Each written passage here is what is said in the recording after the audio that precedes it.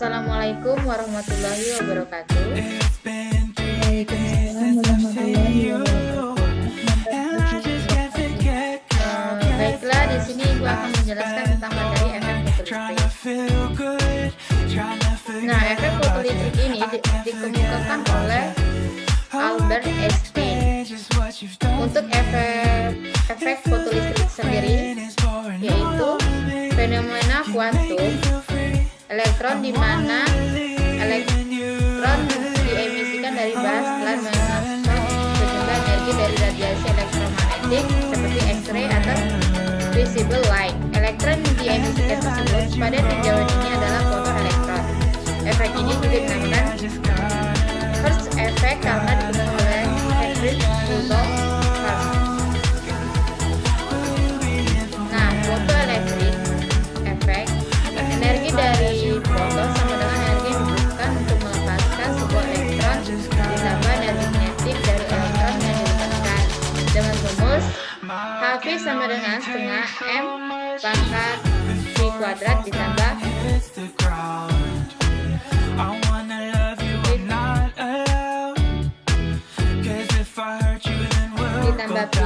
Nah, p ini merupakan fungsi kerja dari logam hampir mirip dengan energi ionisasi logam tersebut. Energi kinetik tidak mungkin negatif, sehingga persamaannya itu dapat dituliskan H dikali V lebih besar dari frekuensi minimum yang dibutuhkan, yakni yang digunakan untuk mencapai fungsi kerja dari logam tersebut yang dikenal dengan threshold frekuensi atau F0. F0 sama dengan V, di mana H itu konstanta Planck, M itu massa, dan V itu kecepatan. Dan V itu fungsi kerja, satunya EV. Selanjutnya, efek fotolistrik. Bagaimana menentukan nilai energi kinetik elektron? Nah, jika elektron bergerak menuju elektrode bermuatan negatif, maka gerakannya akan diperlambat karena melawan potensial listrik yang diberikan. Apabila potensial listrik terus ditingkatkan, maka elektron akan benar-benar berhenti nilai potensial yang diberikan, disebut dengan stopping potensial. Pada stopping potensial tersebut, energi kinetik dari elektron setara dengan potensial yang diberikan. Dengan rumus setengah m v pangkat 2 sama dengan min e vs, dengan vs adalah nilai stopping potensial. Nah, ini rumus-rumus dari efek fotolistrik. Ini turun-turunannya seperti ini. Bisa kalian pahami sendiri nantinya. Persamaan di atas menunjukkan bahwa plot grafik dari Vs versus V akan memberikan sebuah garis lurus yang sesuai dengan hasil eksperimen dan nilai kemiringan plot adalah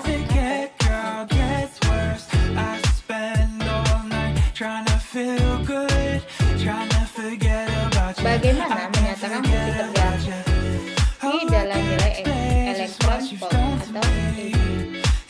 Satu EV adalah energi ketika sebuah partikel dalam muatan sama seperti elektron atau proton melewati sebuah daerah dengan potensial tertentu. Nah, satu kolom itu dia bernilai 1,602 dikali 10 pangkat 9 K besar. Nah, satu kolom itu tersebut. Nah, untuk satu EV itu jadi 1,602 dikali 10 pangkat 9 K besar dikali 1 volt sama dengan 1,602 dikali 10 pangkat 19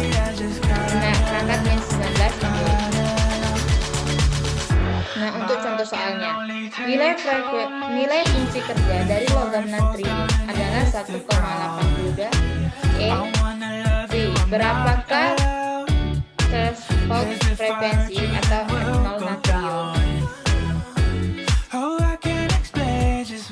Mengubah nilai V dari EV menjadi Joule.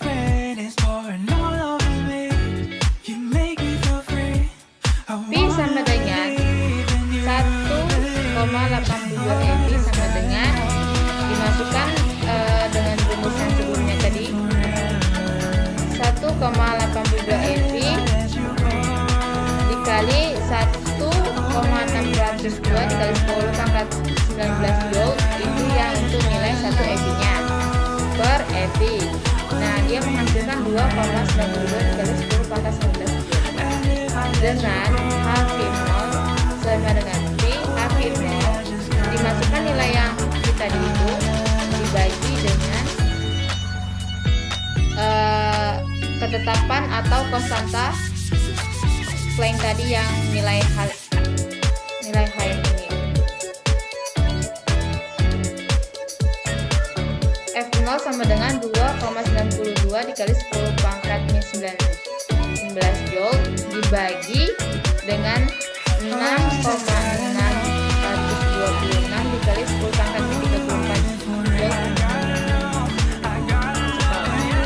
Dia menghasilkan 4,40 dikali 10 pangkat 14 diubah ke H jadi 4,40 dikali 10 pangkat 14.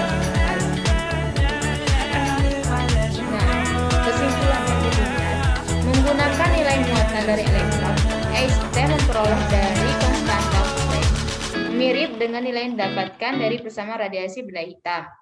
Dua eksperimennya sangat berbeda, atau radiasi benda hitam dan efek fotolistrik menghasilkan konstanta kuantisasi atau H yang esensial. Nah, baiklah, Ibu akan memberikan simulasi bagaimana kerja efek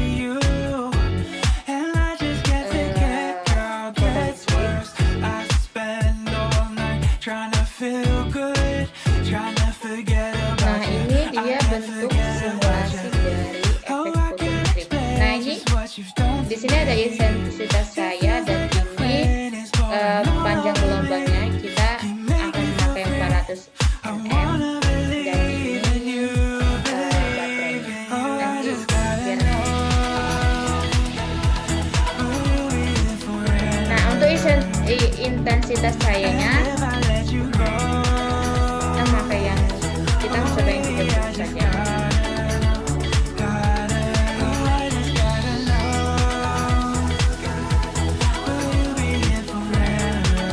Nah, untuk baterainya kita memakai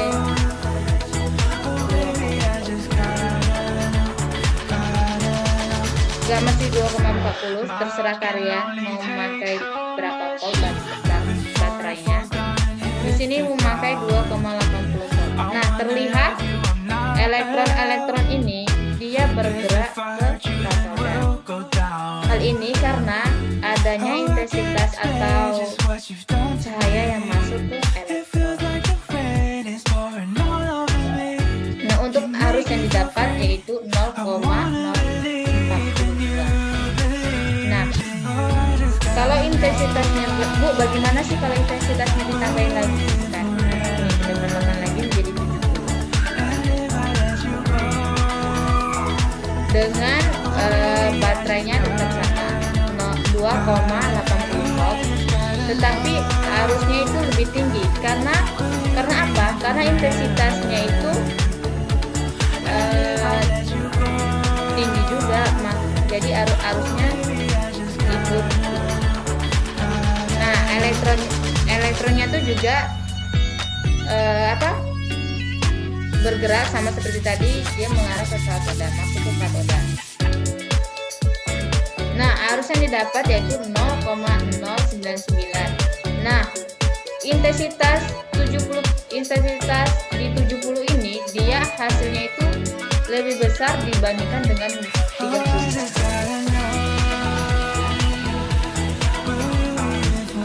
Nah, terus Bu, bagaimana sih kalau misalnya intensitas cahayanya nggak ada yang masuk gitu kan?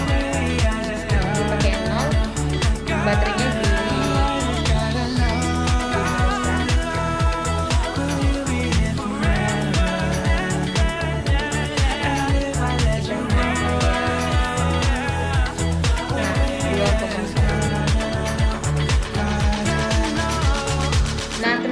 tidak ada cahaya, kenapa tidak ada elektron yang bergerak? Karena tidak ada cahaya yang masuk ke dalam sini. Kalau tadi kan ada ya, makanya bergerak ya, tuh. Nah, yang tadi kan sampai. Nah, bagaimana kalau intensitasnya itu kita pakai 20? Enggak, kita pakai 41. Nah, terlihatlah di sini dia elektronnya tidak sampai ke katoda. Hal ini disebabkan kenapa? Karena baterainya ini, tegangan baterainya ini kurang. Tegangan baterainya ini dia minus 1,20 dan arusnya didapatkan 0. Kecuali kalau kita tadi kan baterainya itu kan posisinya kita taruh di 5 lah, dia elektronnya ini bergerak. Nah, setiap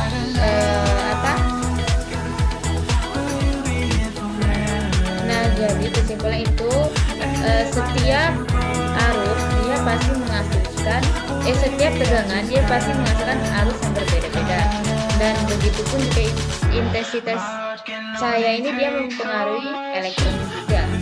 Seperti yang kayak tadi kan kita memakai yang intensitasnya 0, terus ini yang kita minuskan jadi min 3,20, elektronnya tidak bergerak atau tidak masuk sama. Nah, kalau kayak tadi kan ini intensitasnya 59, terus di sininya minus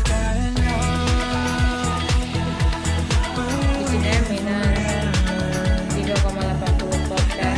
Nah, dia ini elektronnya ini tidak sampai masuk ke katoda. Nah, hal ini mengakibatkan karena tegangan ini mempengaruhi si elektron.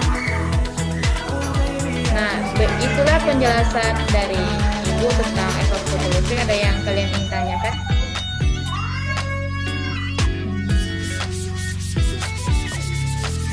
Izin bertanya, Bu. Iya, Astiara, silakan.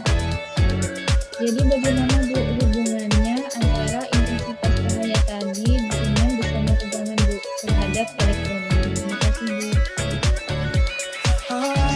Boleh diulangi lagi, itu apa pertanyaannya? Jadi bagaimana, Bu, hubungannya antara intensitas dengan tegangan terhadap elektronnya tersebut, Bu? Nah, tadi Aseres bertanya, Bu, bagaimana sih hubungan antara intensitas, tegangan, dan elektronnya? Nah, kalau intensitasnya besar dan tegangannya itu juga besar, maka elektronnya ini sampai ke katoda. Kalau kebalikannya, kalau intensitasnya kurang, terus tegangannya kurang juga, maka dia tidak sampai, atau tidak ada intensitas sama sekali dan tegangannya juga minus, dia elektronnya tidak keluar sama sekali.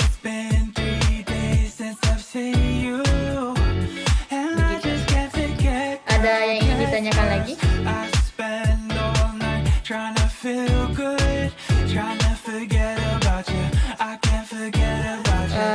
Baiklah, sepertinya ini kayaknya kalian udah pada ngantuk ya karena kuliah malam ya kan. Jadi kita akhirin saja perkuliahan hari ini.